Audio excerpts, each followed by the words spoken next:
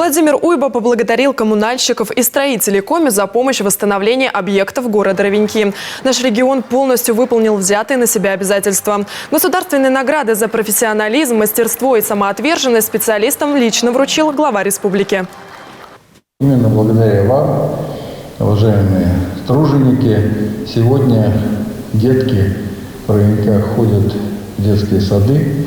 Эти сады чистые, теплые, опрятные, с проведенной работой по замене окон, дверей.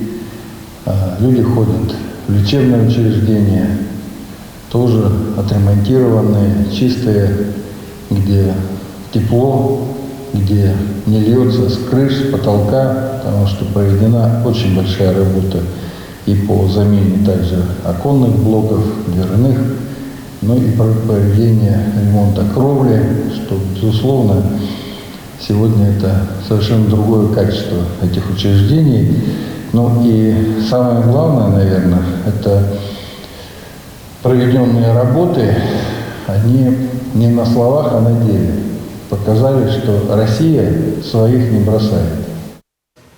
Уже известно о планах Коми по оказанию помощи ровенькам на следующие 2 года. Как заявил Владимир Уйба, объемы в разы превышают то, что мы сделали в этом году. Это более 30 объектов, в том числе больших, которые нуждаются в реконструкции. Мы не оставили без помощи жителей Ровеньков в этом году, не оставим без помощи и в следующем. Конец цитаты.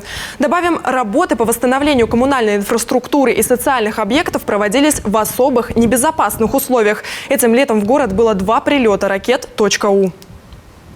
Все, кто работал, все вы, люди мужественные, чему я вначале и сказал, что это не просто трудовой подвиг, но это еще и самоотверженность, потому что понятно, что прилет – это прилет, и всегда это безусловный риск, но огромное спасибо за то, что никто не спасовал, никто не сказал: нет, я не поеду, потому что там может быть опасно. Просто все встали под ружье, поехали и выполнили работу с честью. К слову, когда наши специалисты приехали в Ровеньки, город уже 3 месяца жил без холодной воды. Специалисты из Коми в кратчайшие сроки помогли ровенчанам вернуться к нормальной жизни. Восстановили водоснабжение за месяц.